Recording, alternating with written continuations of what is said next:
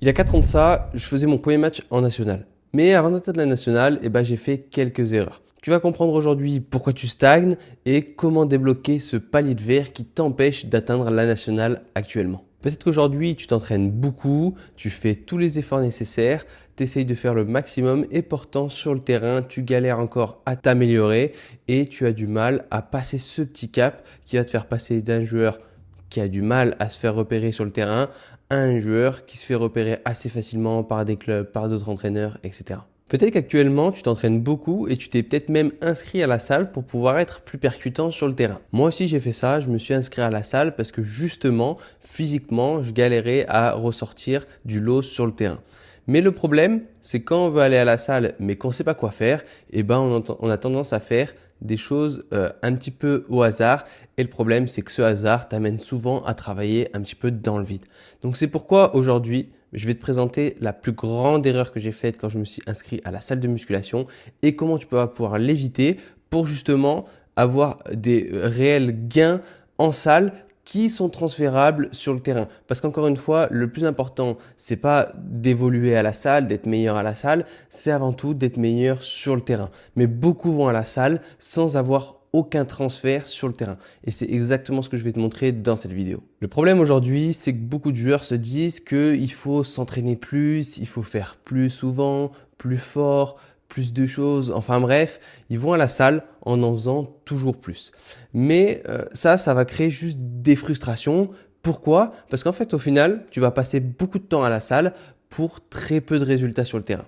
Je te le dis tout de suite, il n'y a pas forcément besoin d'aller 4, 5, 6 fois à la salle par semaine. En tout cas, pour un handballeur qui s'entraîne 2 à 3 fois dans sa semaine, il n'y a vraiment pas d'intérêt. Pourquoi? Parce qu'encore une fois, ça va être beaucoup trop d'énergie dépensée pour un retour sur investissement beaucoup trop faible. Et forcément, quand tu vas voir que tu commences à faire 4, 5 séances et que tu n'as aucun résultat, que tu stagnes, forcément, ça va augmenter encore plus cette frustration. Et derrière, tu vas douter, tu vas te demander, est-ce que c'est vraiment utile? Est-ce que je dois vraiment aller à la salle? Est-ce que même je suis assez bon au hand pour pouvoir atteindre un palier supérieur? Tu vas te poser vraiment plein de questions qui vont tout le temps te remettre en question.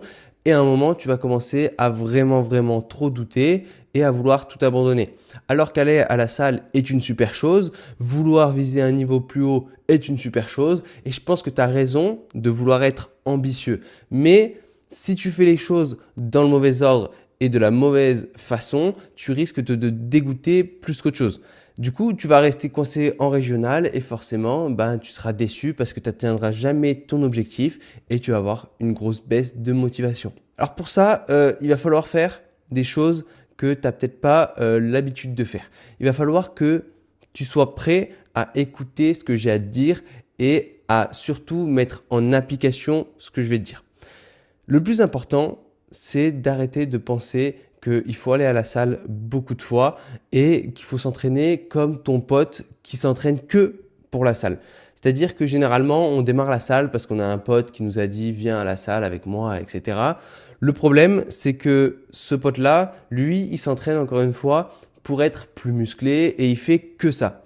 Toi, encore une fois, tu ne fais pas que ça. Tu vas aussi faire des entraînements de hand. Et ces entraînements de hand, ils vont te demander de l'énergie. La salle va te demander de l'énergie. Et le week-end, quand tu vas avoir besoin d'énergie, tu n'auras plus cette énergie parce que tu auras tout dépensé dans tes entraînements à la salle et dans tes entraînements de hand. Donc, c'est franchement pas intelligent de réfléchir comme ça. Et encore une fois, plus tu vas forcer, plus tu vas te fatiguer et au final, moins tu seras explosif. Enfin bref, c'est un vrai cercle vicieux. Donc, il faut arrêter de s'entraîner comme tout le monde car ça demande vraiment des qualités physiques importantes d'aller jouer en national. En national, ce qui fait la grosse différence avec la régionale par exemple, c'est que le jeu commence à être plus physique, il commence à être plus intense, les courses répétées sont plus élevées. Tu vas voir que c'est un tout autre niveau. Donc, si tu es tout le temps fatigué, si tu n'es pas capable d'améliorer ton explosivité, ta puissance, ta force, etc. et que tu passes ton temps à penser en termes de muscles, il y a forcément un moment où tu vas encore une fois trouver ce plafond de verre qui va t'empêcher d'être meilleur sur le terrain. Donc, il faut vraiment absolument que tu t'entraînes d'une autre manière et je vais te présenter tout de suite comment tu peux faire ça. Tu l'as compris, la solution, c'est vraiment pas de s'entraîner n'importe quoi, de faire des séances au pif, d'aller récupérer des séances par-ci par-là. C'est vraiment d'avoir une structure. Il faut que tu aies une structure dans ton entraînement, une structure dans tes séances, dans ta semaine et dans l'organisation de tes séances en mode telle séance je vais la mettre ici par rapport au round, telle séance ici et à l'intérieur de la séance je vais travailler peut-être telle qualité ce jour-ci, telle qualité à ce moment-là de la semaine, telle qualité en fin de semaine. Enfin bref, il faut prendre tout ça en compte. Donc les vraies raisons de ta stagnation aujourd'hui, c'est que tu n'as pas ce plan qui est clair dans ta tête. Tu passes d'un programme à l'autre, tu passes d'une séance à l'autre, tu n'as jamais aucune progression mesurable. Et forcément, quand on n'a pas de progression mesurable, on ne sait pas vraiment si ce qu'on fait est utile ou non. Le problème aussi, c'est que c'est pas spécifique au handball. Encore une fois, tu t'entraînes très certainement en mode aujourd'hui on va faire le dos, aujourd'hui on va faire les pecs, aujourd'hui on va faire les jambes. Et ça, c'est pas forcément intéressant. Nous, on veut plutôt s'entraîner autour des qualités physiques, dans le sens où tu vas plutôt vouloir entraîner ta force, tu vas plutôt vouloir entraîner ta puissance, tu vas plutôt vouloir entraîner ta vitesse, ton explosivité. Donc, on va plutôt faire des séances par thématique. Peut-être en début de semaine, on viendra faire des séances où on travaille plutôt notre force. En milieu de semaine, peut-être plus notre puissance, vitesse. Et en fin de semaine, peut-être plus notre vitesse, explosivité, etc. Et ça, c'est vraiment quelque chose qui fait que tu vas être spécifique au hand. Quand je dis spécifique au hand, c'est pas recopier le sport. C'est pas on va faire des choses qui correspondent au sport. En mode, je vais faire un tir avec une balle lestée, je vais faire que des duels, etc. Ça peut être intéressant, mais il y a d'autres choses à bosser. Le hand, en fait, ce qui est spécifique au hand, c'est quel besoin tu as dans le hand. Tu as besoin d'être puissant, tu as besoin d'être explosif pour les duels, pour les tirs, pour les sauts, tu as besoin d'être fort pour gagner des duels en défense, etc. Donc, c'est vraiment ça que tu dois comprendre. Et le problème quand tu t'entraînes en muscle, c'est que justement, tu vas pas pouvoir entraîner ces différentes qualités physiques ou en tout cas, ça va pas être assez optimal. C'est pour ça que nous, on va plutôt faire des séances, par exemple full body généralement, où on va travailler tout le corps. Comme ça, on va peut-être faire un focus haut du corps et bas du corps sur la force, haut du corps et bas du corps sur la puissance, etc. Je pense que tu commences à comprendre. Et une autre chose importante, c'est qu'il va aussi falloir mettre des priorités. Si tu démarres la préparation physique, peut-être qu'il va falloir que tu travailles plutôt ta force. Arrivé à un certain niveau, il va peut-être falloir que tu travailles plus ta puissance, puis ta vitesse, puis ton explosivité. Il faut apprendre à mettre des priorités et ne pas vouloir toujours tout travailler en même temps. Il va aussi falloir suivre absolument ce que tu fais. Parce que quand on ne suit pas, on ne peut pas savoir si on évolue.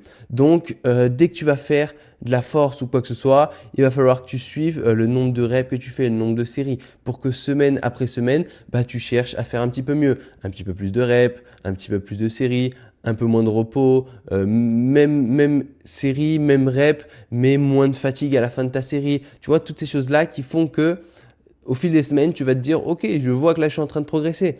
Pareil, si tu fais des sauts, essaye de faire en sorte de calculer ta détente. Fais en sorte de prendre des repères. Je fais un saut, par exemple, j'essaye de toucher quelque chose.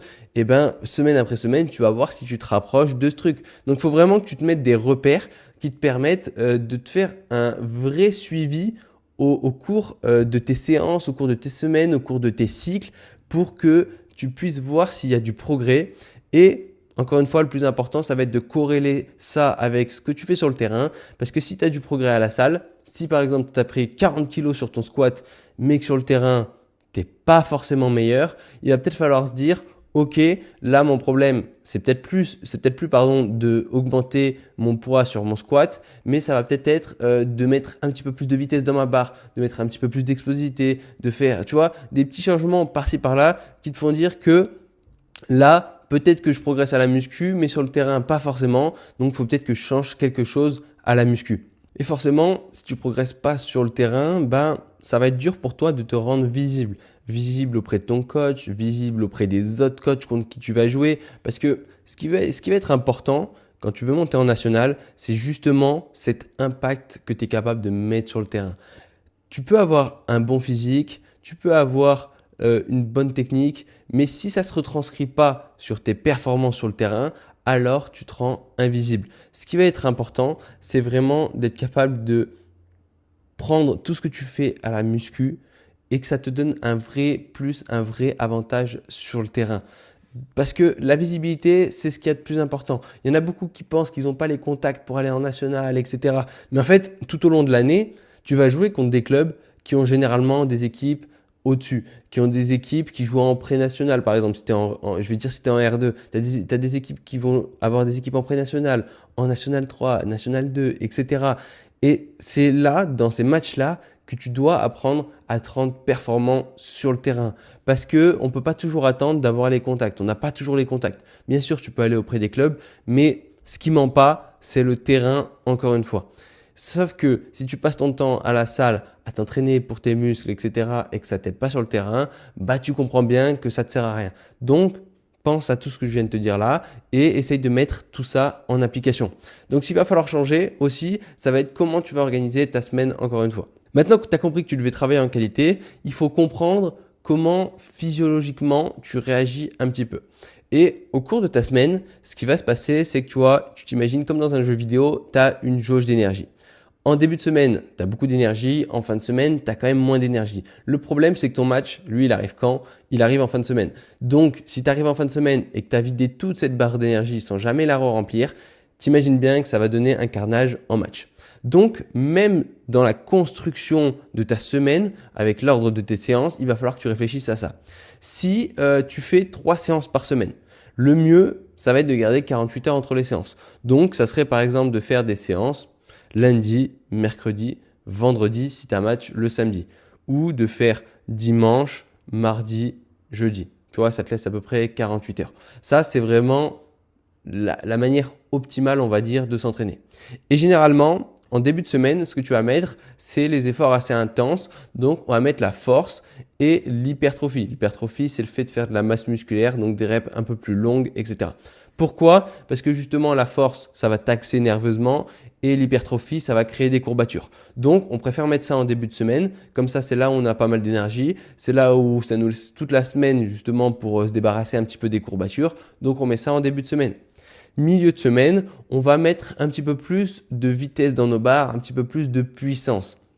Donc là, tu vois, c'est le moment où tu peux faire de l'haltérophilie, où tu peux faire des sprints, des choses comme ça. Enfin bref, là, tu vas pouvoir faire quelque chose aussi d'assez intense et mélanger avec un petit peu de lourd et commencer à mettre un petit peu d'explosivité, un peu de pliométrie intense, etc. Et en fin de semaine, là par contre, on veut ne pas trop s'épuiser. Si tu t'entraînes le vendredi et que tu as match le samedi, on ne veut pas que tu utilises toute ton énergie à la salle. Donc, on va faire attention aux courbatures, on va faire attention à ne pas en faire trop en termes de volume, etc. Donc, fin de semaine, on va plutôt faire de l'explosivité, de la vitesse, etc. Par exemple, tu vois, au lieu de faire un squat, bah, tu pourrais faire ce qu'on appelle un pin squat. C'est-à-dire que tu pars des sécurités, tu fais que la moitié du mouvement et tu te concentres sur la phase de pousser avec de la vitesse. Et là, ce genre d'exercice va réactiver ton système nerveux, donc il va te booster nerveusement, mais il va pas créer de dommages musculaires, il va pas être trop impactant non plus parce que tu n'auras pas recruté une tonne de muscles, etc. Donc c'est pour ça que c'est super important de réfléchir à comment tu crées l'organisation de ta semaine. Si tu t'entraînes 2 fois par semaine, tu gardes le même principe. Si tu as une séance en début, plus force, si tu as une séance plus en fin de semaine, plus explosivité, vitesse, etc. Et deuxième chose, ça va être l'organisation de ta séance aussi. Il y en a beaucoup, ils veulent mettre 1 million d'exercices dans leur séance. Moi, quand on m'envoie les programmes, justement à base de séances dos, séances pec, etc., je retrouve quoi? Je retrouve des séances où on va faire un développé couché incliné, un développé couché décliné, 3 exercices pour les épaules, 2 pour les bras. Enfin, à un moment, la séance, elle est à rallonge, il y a 48 séries, c'est invivable. Toi, ce que tu veux faire, c'est plutôt organiser ta séance beaucoup plus intelligemment en réfléchissant à cette question d'énergie. Généralement, en début de séance, on va aimer mettre un petit mouvement pliométrie, explosivité, etc.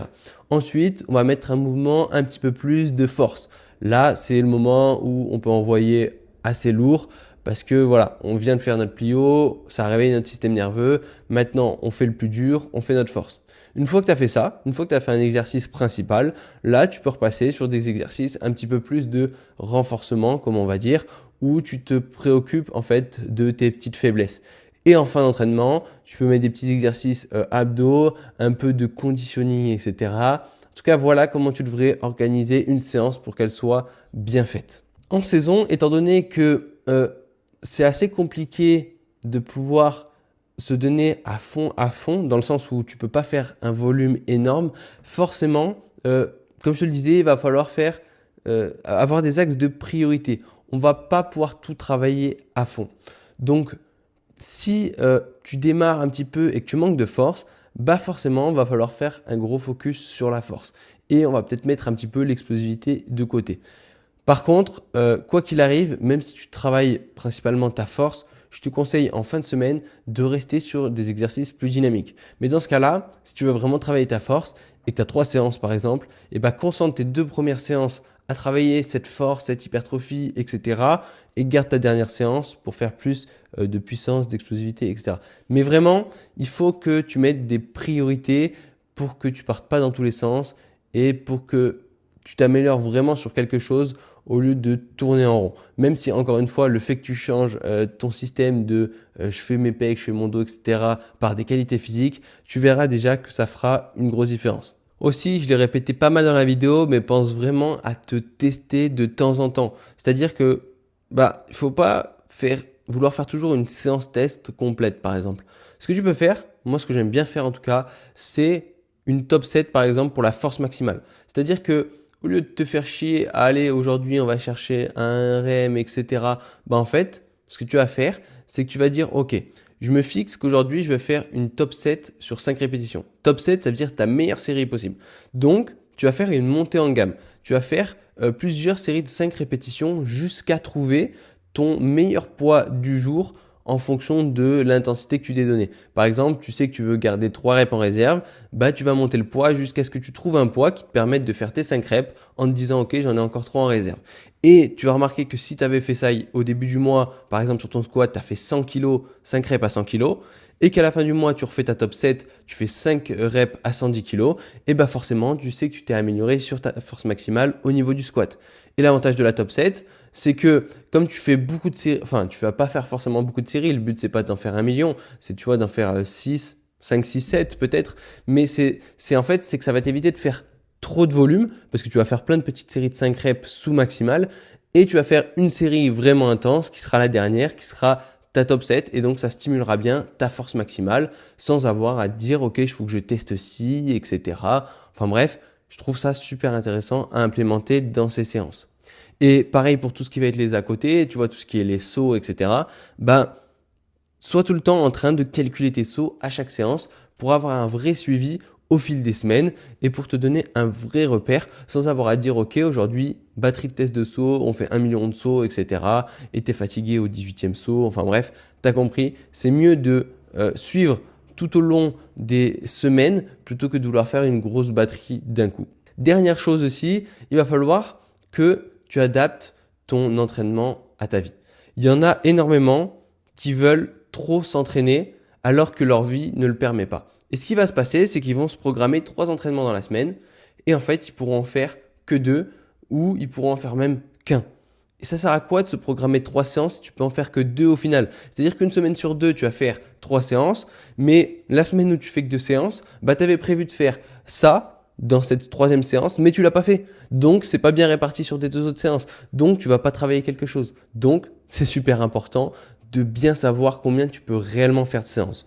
Vaut mieux démarrer tranquille, vraiment, de partir sur une seule séance si tu sens que tu peux en faire que 2 et encore c'est serré. Si tu sens que tu peux en faire que 2 et que tu aimerais bien en faire 3, démarre par 2 quand même. Si tu vois que tu as trouvé un bon rythme sur 2, peut-être que tu pourras te rajouter une 3e séance. Mais arrête de vouloir en faire trop si tu n'as pas le temps d'en faire autant. Et pareil avec le hand. Si tu t'entraînes déjà 3 fois avec le hand, 2 séances, franchement, c'est déjà très bien. Si tu t'entraînes 2 fois, 3 séances, ça peut être très bien. 2 séances, c'est très bien aussi. Je dis pas. Mais il faut vraiment s'adapter à ça. Et encore une autre chose, tu peux caler, je conseille même souvent de caler tes séances de muscu le même jour que tes séances de hand. Pourquoi ? Parce qu'au moins, ça va te laisser des jours de repos. Plutôt que de vouloir faire, par exemple, lundi muscu, mardi hand, mercredi muscu, jeudi hand, vendredi muscu. Tu vois, si on prend ça par exemple, le problème ici, c'est qu'en fait, tu te laisses jamais de repos, tu fais que des journées à haute intensité. Alors que si tu calais par exemple ta muscu le mardi avec ta séance de hand, que tu calais la muscu avec le jeudi avec ta séance de hand et qu'après tu calais une troisième muscu, peu importe où tu veux, mais au moins ça te laisserait ton lundi et ton mercredi peut-être, si on faisait séance vendredi. Au moins ça te laisserait 2 jours dans ta semaine où tu récupères complètement. Et le problème de ne jamais récupérer, c'est que justement, tu recharges jamais les batteries et tu te retrouves à la fin de la semaine où tu es complètement vidé et forcément en match, tu n'as plus l'énergie nécessaire. Donc c'est super important aussi de comprendre ça, que tu peux mettre, même très intéressant de mettre, des séances le même jour que son entraînement de hand. Par contre, essaye de t'entraîner par exemple entre midi et 2 ou le matin si tu t'entraînes le soir. Ça te laisse quand même un petit peu de temps de repos entre tout ça. En tout cas, si aujourd'hui tu sens que tu stagnes, c'est très certainement parce que justement tu n'as pas mis en place tout ce plan qui va te permettre de briser ce plafond de verre. Donc, il faut vraiment que tu aies une structure précise, que tu aies une évolution au fil de tes semaines, que tu mettes des cycles, que tu programmes tes séances. Il faut que tu arrêtes de faire les choses au feeling. Il faut vraiment que tu saches ce que tu vas faire chaque semaine et que tu fasses améliorer ce que tu fais chaque semaine au fil des semaines. Garde tes séances au moins 4 semaines, 3-4 semaines. Ça te permet de vraiment appréhender les exercices, de vraiment te laisser le temps de faire une surcharge sur les exercices et tu vois, de laisser ton corps s'adapter à des exercices pour pouvoir après rendre ces exercices de plus en plus difficiles, etc. Arrête de vouloir choper toutes les séances que tu trouves sur Internet et de vouloir les caler une par-ci, une par-là. Généralement, si tu prends des séances par-ci par-là, le problème c'est qu'elles ne sont pas réfléchies entre elles, donc elles n'ont pas de lien entre elles et tu te retrouves avec quelque chose d'assez incohérent qui ne te permet pas d'évoluer. Donc, mets à plat tout ce que je t'ai dit, cale tes journées peut-être plus force, cale tes journées peut-être plus vitesse, cale l'ordre des exercices, essaye de travailler aussi, je ne te l'ai pas dit, mais sur tous les patterns, c'est-à-dire que ne fais pas 18 exercices au niveau des pecs, pense à varier des poussées, des tirages, des poussées verticales, des tirages verticaux, des tirages horizontaux, des mouvements de hanche, des mouvements de squat. Tu vois, il faut vraiment varier tous les mouvements que tu vas faire et ne pas réfléchir en mode ok, là je vais faire un exercice pec, là je vais faire un exercice épaule, etc. Non, nous on réfléchit aussi plutôt en termes de mouvement. C'est-à-dire que un pattern de mouvement, c'est une direction de ton mouvement. On veut travailler des poussées, on s'en fout des pecs en fait, on veut juste travailler un mouvement qui travaille la poussée horizontale, la poussée verticale. C'est vraiment ça qu'on veut travailler. Donc organise tout ça dans tes séances, dans ta semaine, et tu verras que ta préparation physique sera beaucoup plus intéressante que ce que tu pouvais faire avant. Donc, vraiment, le jour où tu t'arrêteras de t'entraîner comme tous les gars que tu vois à la salle, d'ailleurs tu te sentiras peut-être comme un ovni parce que tu seras le seul à faire des trucs de fou, tu vas peut-être jeter des medicine balls, tu vas peut-être faire des quarts de squat, les gens ils vont venir te dire ça sert à quoi de faire des quarts de squat? Ça a un intérêt. Ça permet de diminuer les courbatures, ça permet de mettre plus lourd, de stimuler les nerveux. Tu vois, c'est toutes ces choses-là qui vont faire la différence. Et tu t'en fous de ce que vont penser les gens. Mais en tout cas, si tu fais comme tous les autres qui sont à la salle, qui sont là pour améliorer leur physique, pour se regarder dans un miroir, nous, au hand, on aime se regarder dans un miroir aussi, on se ment pas, on aime avoir un beau physique, tout le monde aime avoir un beau physique. Mais si ton physique, il n'est pas utile sur le terrain, tu vas jamais te démarquer et tu vas jamais faire la différence et tu n'atteindras jamais ce niveau en national. Moi, c'est ce que j'ai mis 2 ans à comprendre. Pendant 2 ans, je faisais mes séances pec, mes séances dos parce que c'est ce qu'on m'avait recommandé et je voyais vraiment aucune différence. Et le jour où j'ai fait ce petit changement, où j'ai commencé à entraîner mes qualités physiques, j'ai commencé à devenir meilleur sur le duel, à sauter plus haut, à tirer plus fort, à avoir beaucoup plus confiance en défense, à pouvoir bloquer des gars, à être beaucoup plus efficace dans mes déplacements. En fait, des vraies différences pour le terrain de hand. Et comme par hasard, j'ai atteint la nationale. Et comme par hasard, j'ai su m'imposer en nationale. Comme par hasard, j'ai su devenir titulaire en nationale. Enfin bref, t'as compris, si tu t'entraînes comme tout le monde, tu auras les mêmes résultats que tout le monde, tu resteras un joueur de régional. Si tu veux vraiment passer un cap et atteindre la nationale, va falloir faire des choses différentes et s'entraîner comme un handballeur. Maintenant, si tu veux pouvoir aller plus loin, si tu veux pouvoir comprendre tout ça, si tu veux pouvoir mettre en application tout ça beaucoup plus rapidement, Bah moi, ça fait 2 ans maintenant que je propose des accompagnements aux joueurs et je t'ai créé une petite vidéo où je te montre les 4 étapes justement dans ta préparation physique pour pouvoir atteindre le niveau national. Donc si tu veux pouvoir te procurer cette vidéo, il te suffit d'aller dans le lien, dans le premier lien pardon, dans la bio et tu pourras retrouver cette vidéo. Je te conseille vraiment de prendre le temps de la regarder, de prendre le temps de la comprendre parce que c'est ce qui va faire la différence pour toi si tu veux aller au niveau supérieur. En tout cas, si cette vidéo t'a plu, n'hésite pas à laisser un petit like, un petit commentaire si tu as des questions. On se dit à la semaine prochaine. Ciao les handballeurs.